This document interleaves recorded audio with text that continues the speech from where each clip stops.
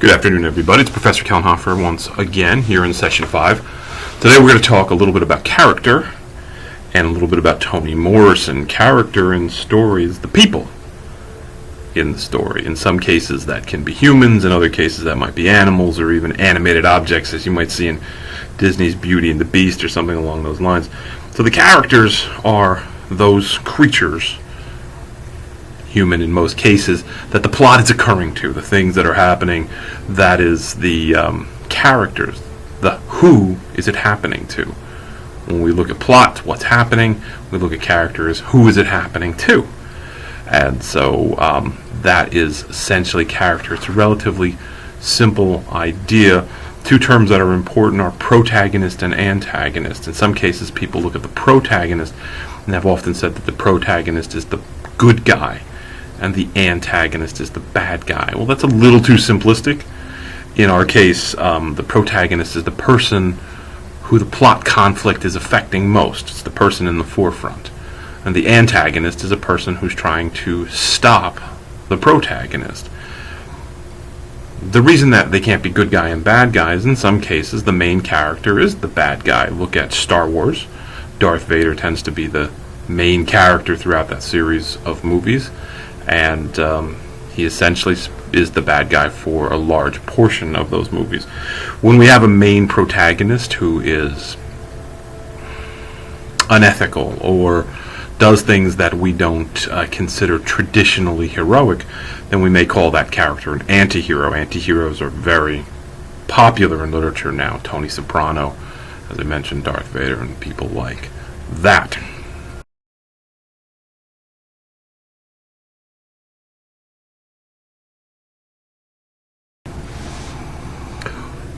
Very often we look at characters in terms of stasis and dynamism, whether a character is static or dynamic. A static character is a character that does not change, a character that will not change, and in some cases we consider this a dull or boring character.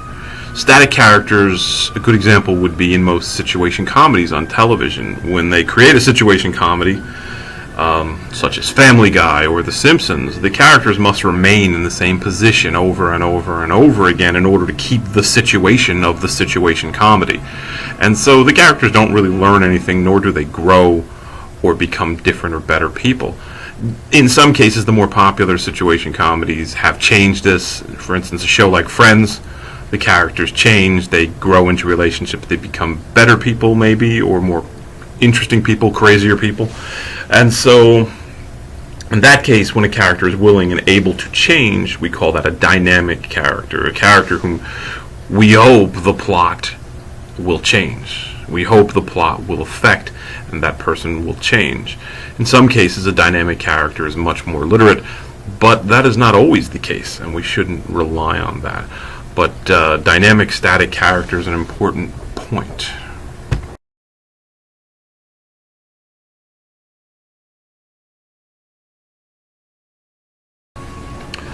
This week we're reading Toni Morrison's Recitative. It's an important story. It's a very, very interesting story. It's one of those stories that's designed to get us to think about not the story, but our own selves, ourselves.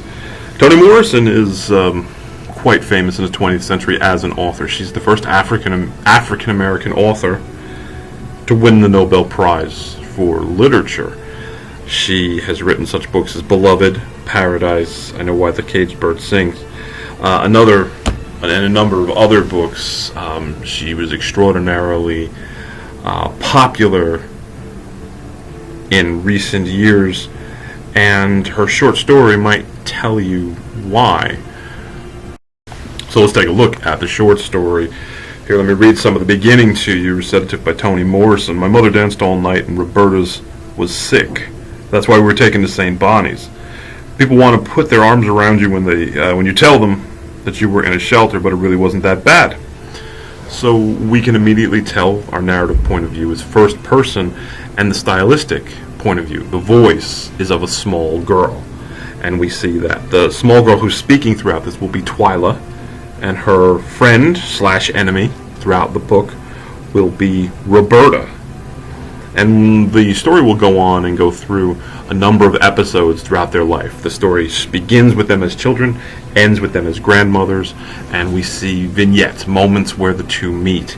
In some of those moments they're enemies, in some of those moments they're friends.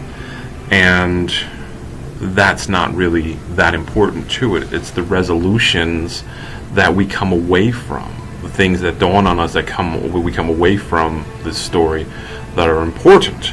The most important issue here is race. Each vignette implies race, but never outright tells you what race Roberta is or what race Twyla is. Some of the things that, the details that are given may lead a reader to believe they have discovered what race these characters are, but Morrison specifically doesn't provide race, because it is your assumption about what race they are that tells you about yourself. Your bias and what you're reading for. Then Morrison, when she switches from one vignette and time moves forward to another, will completely invert them. She will take what she might think of as an African American trait, cultural trait, and give it to the opposite character. One section Twyla has it, the next section Roberta has it, to constantly keep us off balance and guessing as to whether or not these young women or old women are black or white. And what's the point? The point is that as we go through and make assumptions about race, it shows what our assumptions do to us as far as racism, what our biases are. If a person engages in these behaviors, then clearly they must be African American. Or if a person has these cultural surroundings, they clearly must be Caucasian. And it's entirely untrue. We make assumptions all the time. And so Morrison's asking you to look at your assumptions and say, well, if I assumed that this character was white, or I assumed this character was black, what does that say about my worldview? What does that say about me as a reader? These characters will go back and forth, and we'll never know. Morrison's not going to allow us to know if what their races were, because at the end of the day, the point is the races are not important.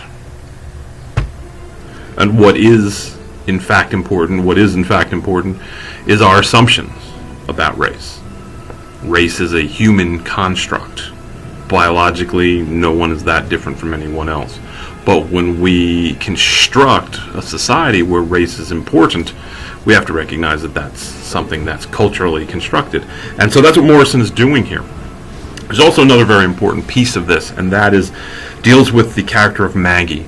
Maggie is a mute woman who works at St. Bonnie's School for Girls, a place where the two protagonists here in this story meet and become friends. And as young girls, we find out that Maggie, who works in the kitchens and is mute, is somehow attacked by some of the girls there and harmed, assaulted, terribly beaten.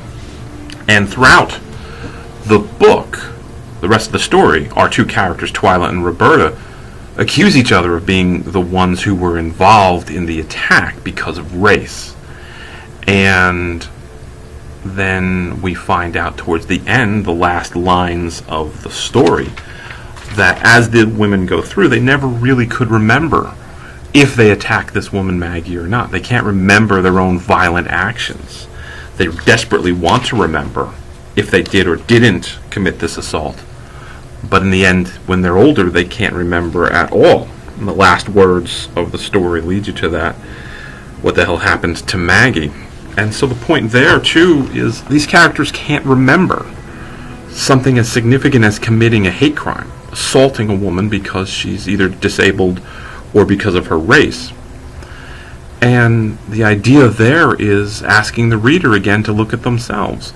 What have you or I done in our life that we later on don't allow ourselves to remember or think about, because the weight of that would be too much? And perhaps Morrison is talking to those people who've done horrible, horrible things. How do you live with committing a race crime, a hate crime, something along those lines, harming a person who's helpless? How do you live with that guilt? And maybe Morrison's saying we psychologically suppress that memory. We remove that memory, repress it.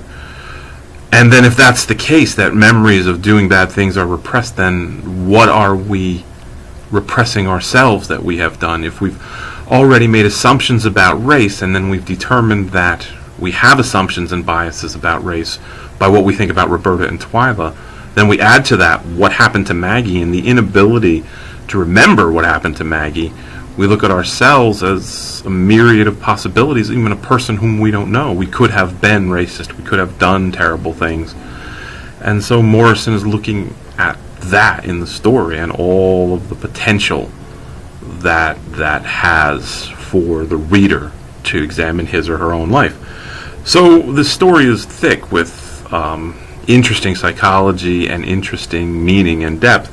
I hope you enjoy it, and please, as always, email me with any questions.